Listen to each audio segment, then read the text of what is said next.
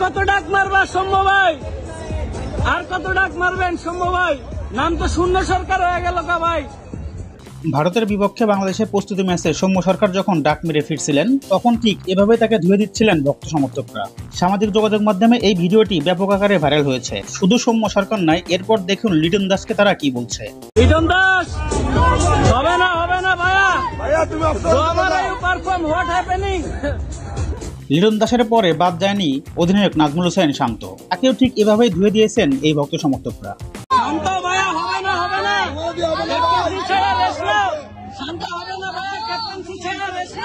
শুধু এখানেই শেষ নয়, সৌম্য সরকার যখন ওপেনিং করতে আসে তখন কি বলেছিল একবার শুনুন।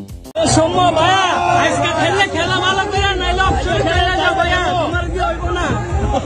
আজকে ভালো করে খেলা, নাইলে অপশন চলে যাও, তোমার কি হইব না ভাইয়া? হ্যাঁ দর্শক, এভাবেই বাংলাদেশের সকল ক্রিকেটারকে ধুয়ে দিয়েছে এই সমর্থক।